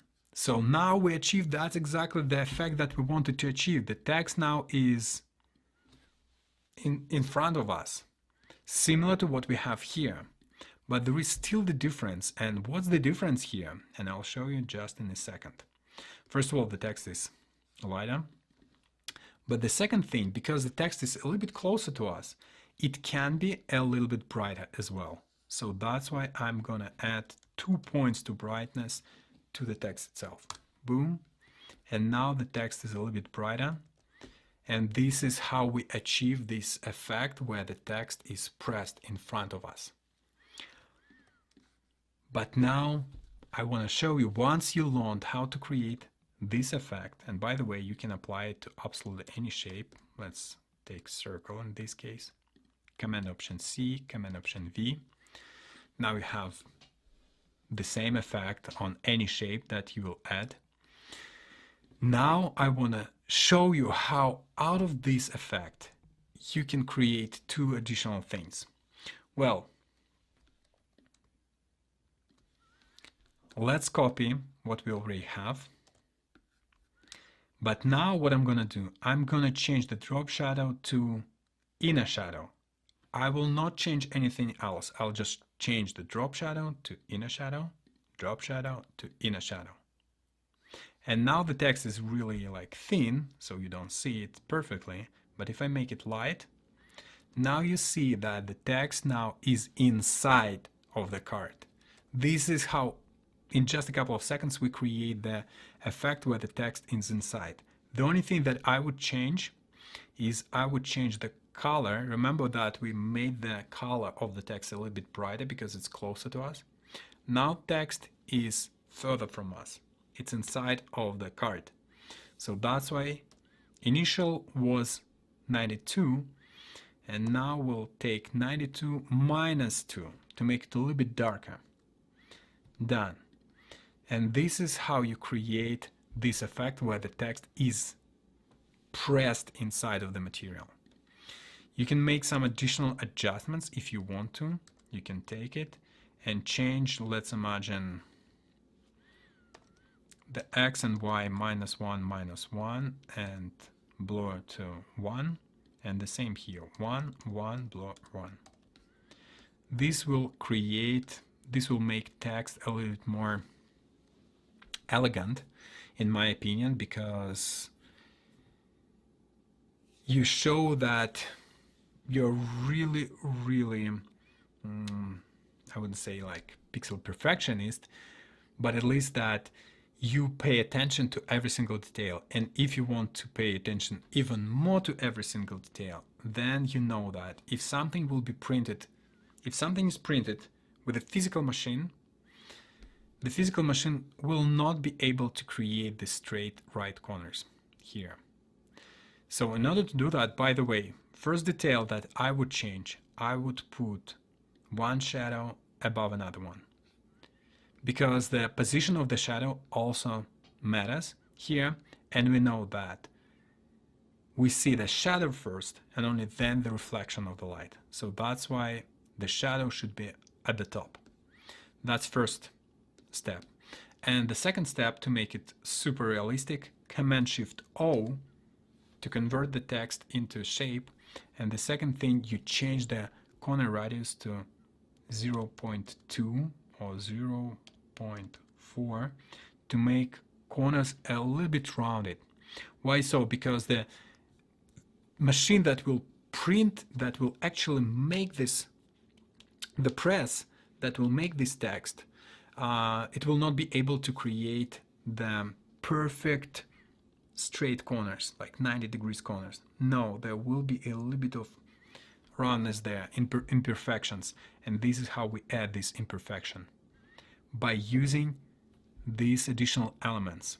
Yes, I want to teach you not only something like on surface level. No, it's a great course that teaches you every single detail, and I want you to learn these details because they will make you more efficient, and you will be just, you'll become a design legend. Later you can play with colors if you want to. You can make it a little bit darker, you can make it a little bit brighter, you can even change the color completely, you can change the texture of it if you want to. And then again, you can take the style from here, Command Option C, Command Option V, and now you have this same style on a different element. How cool is that? That you can create just one effect, then change just a little bit, and you will achieve completely different effect. But now we'll go even further. And now what I'm gonna do, I'm gonna select the inner shadows from here, Command C, and paste them on this element. The only thing I'll make the element a little bit thicker, so we'll see the actual effect. Command V. And now this is how you achieve this effect. But in my opinion, this doesn't make sense, because it's like text is in front and then it's pressed again. No. But what we're gonna do, we'll select both inner shadows that we created, and we will change the direction to the opposite one. So where we have x1, y1, we'll change it to -1, -1. And for the second inner shadow, x1 instead of -1 and y1 instead of -1. Boom. This allowed us to create this effect where the background is connected with the text itself. It gives us this smooth shadow, this smooth effect. The only thing that I see here is this line here. It's mostly because the shadow that is inside is smaller than the shadow that is casted. So what we can do, we can change the drop shadow to -1, -1, 1, and the same here, 1, 1, 1. We will not be able to cut this element. I mean, we could add 2 additional shadows for the inner shadow and 2 additional shadows for the a drop shadow to hide this stuff, but we don't need to do that, because once we go a little bit further from the element, by the way, now we can make it even thinner. Now we see the third effect that has both inner shadows and drop shadow. And now when we apply these effects to this element here, we see how it connects with everything. And this is exactly what became so popular that people started calling neomorphism. I initially called it soft UI, and my idea behind it was that you have a material, and all the materials, they not only drop shadows. I was a big fan at that point of Google material design, and I liked the philosophy behind material design. And I decided, well, if it's material doesn't only cast shadow, it also reflects light. So that's why I created these effects. And if you go to my Instagram profile, for example, to one of the very first posts in 2019 somewhere, this is where I just started sharing my design journey that started in 2008. Only in 2018, oh my God. My recommendation to you, if you haven't started sharing your works yet on social media, start doing it right now. Share your process, share your works, because it will help you in the future to build your personal brand. You will be able to change it at any point, whenever you want. But start it as fast as possible. By the way, the next module will be exactly about content creation, so you will be able to get some ideas from there and how to start creating content for your social media. So getting back to this style. So we have drop shadow, but also we have the reflection that goes outside. And for this reflection, I can make it a little bit bigger. In this case, for the shape, to make it a little bit smoother. And now I have this element that looks like a button that appears from the same material. It can be like a button. I'm not a big fan of this style when people use it in mobile apps or in web design, because this style is created for something that we can use in real world, like ATM machines, info kiosks, or I don't know, maybe you have a huge screen where you need to tap on specific elements, and really bright buttons will distract people's attention. So it's all about user experience. So that's why using this style in mobile apps is bad user experience. But using it on a huge screen, like an info kiosk, where you want to withdraw your money from the ATM machine at the bank,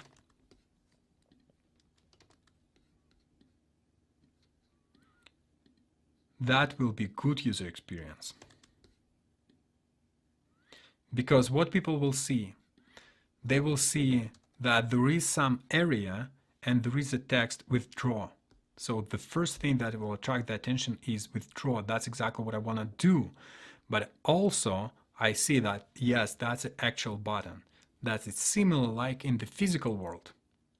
And the same buttons you can see in the inside of the cars. So when you are inside of the car, if you are not pressing anything like on a tablet, but actually press the buttons, they will have something similar. And all calculators also will have, not only old, but new ones as well. The physical elements will have similar buttons. So keep it in mind. The only thing that I would do is, of course, like a little bit more perfectionism here.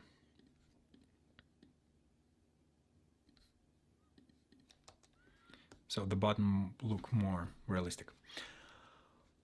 Okay, so now you learned all these styles. Let me show you where you can use the same styles. Well, first of all, of course, business card, posters. If you are designing, for example,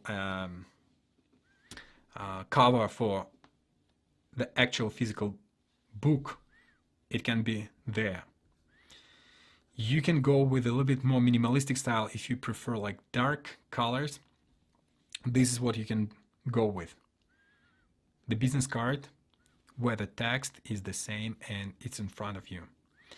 You can use both shadows. For example, here I use only one shadow, like drop shadow. Here I used both drop shadow and inner shadow. And this is what allowed me to achieve this effect. So inner shadow, drop shadow, inner shadow, drop shadow. Looks mind-blowing. And I saw the real examples of the business card like this. If you live somewhere in an area where you have printing studio, check if they can do the same for you. With experience, you will understand what is the best way how to achieve that, because when you're creating it for actual print, this is just for showing purposes. When you're creating for print, you create just the text itself. The printing studio will make it, will add depth for it, will make it pressed. So that's why, keep it in mind. So you are creating this style only to show to your client or to add to your portfolio. Then the text can be inside, as I showed to you already, like here, we have the text pressed inside, and that's exactly what we have here. The only thing that I added here, and I also want to show it to you, instead of using just color, one color, I'm using here the gradient. And I'm using gradient to show that the light goes, light goes not only from one direction, not only from just one spotlight. It has like ambient reflection. It has like key light, ambient light. So many different sources of light. So that's why some pieces are a little bit brighter. Some of them are a little bit darker, like in this case. Then we have something different here and darker here again. So to add a little bit more realism. And by the way, you can use it in web design as well if you want to. This is not the best from accessibility perspective though. So that's why if you design something for as an actual text, not as an illustration, but actual text for the website, I recommend you to not to go with this style because of poor accessibility. But when you're creating the business card and you know that accessibility is not an issue, I mean, you don't have to keep it in mind, then just create this style for a client. And you can go, remember the gold text that we already created before? You can apply, as you can see, here we have shadow, we have light, we have inner shadow, we have inner shadow and inner light, I would say like that. And on top of that, I also use here the texture and the gradient, the gold text that we created in the previous lesson, because as you can see, every single lesson that I'm adding to this course, I want to show you how you can use the previous learnings in the next lessons. And this is how you can achieve this effect. And this looks much better. It looks more luxurious, and this is incredible. The second incredible thing that you can change it to something else. You can change this text and it will have the same color. It will have the same texture that you just created. And later, if you want to create some additional element, let's imagine here, Command Option C, Command Option V, Shift X, the size 4. Now you have this element here, and inside of it, if I want to, I can add the logo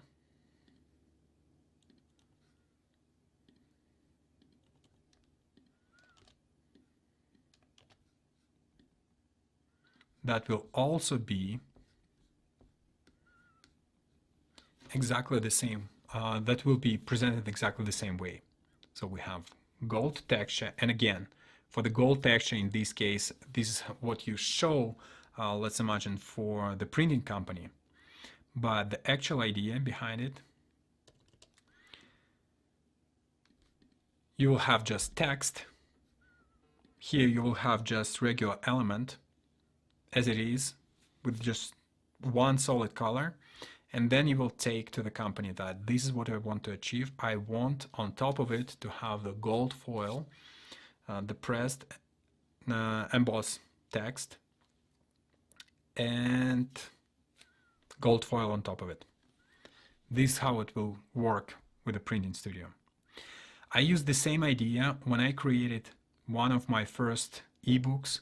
It was for the InstaTribe course, for the checklist. I used it for the elements like text here and these circles around.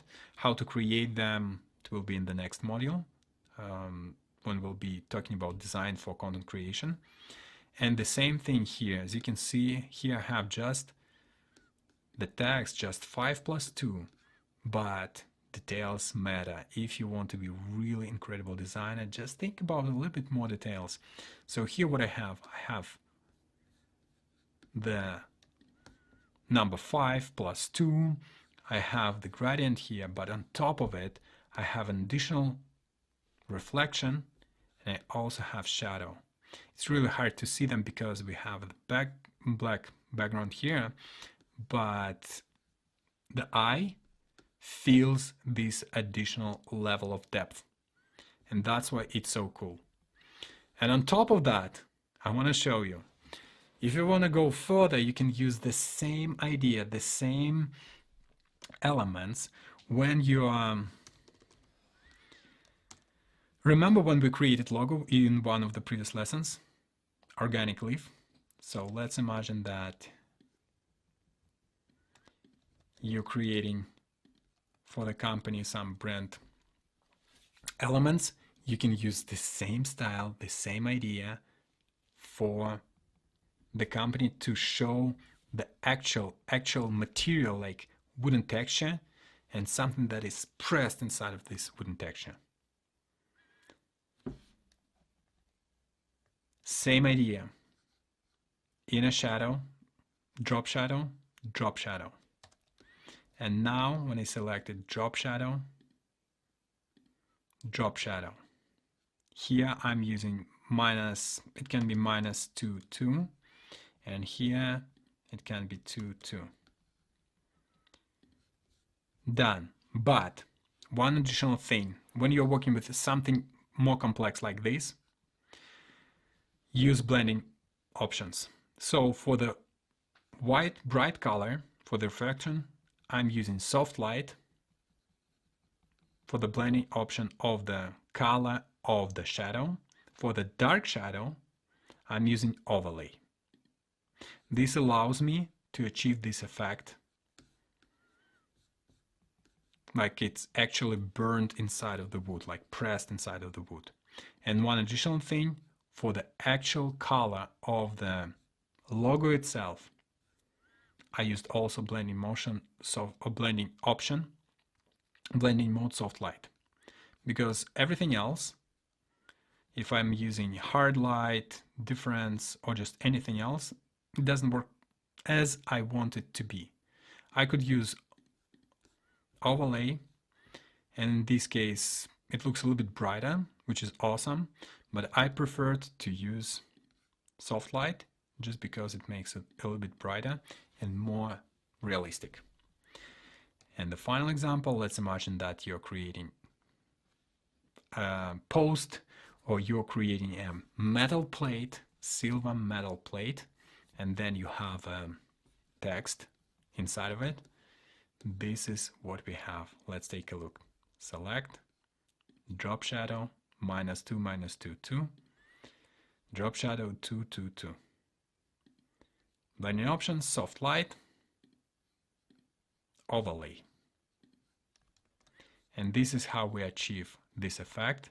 So now, if I want to change this color to something else,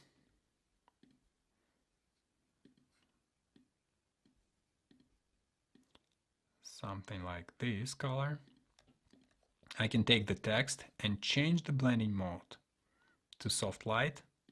So now, no matter what color I will choose here, it will be reflected, and my design will have everything, all the shadows and all the reflections,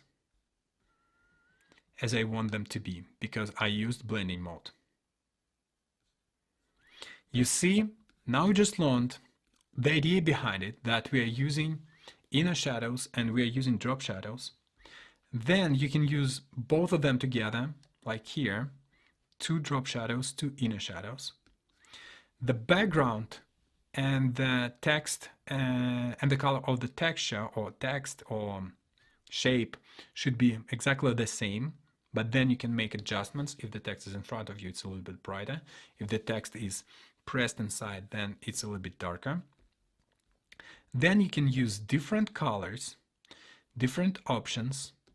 You can even use gradients, and you can add textures. Exactly, I just copied the texture from one of the previous lessons and pasted here. And the final thing, what you can do, you can use blending mode. And as I already told to you, for the darker shadow, you're using overlay. For the brighter shadow, for the reflection, you're using soft light. And then for the text itself, just for the color, you're using soft light for the text or texture, because if I create here this dot, Command Option C, Command Option V, it has exactly what I need. You see, I'm moving it on the screen.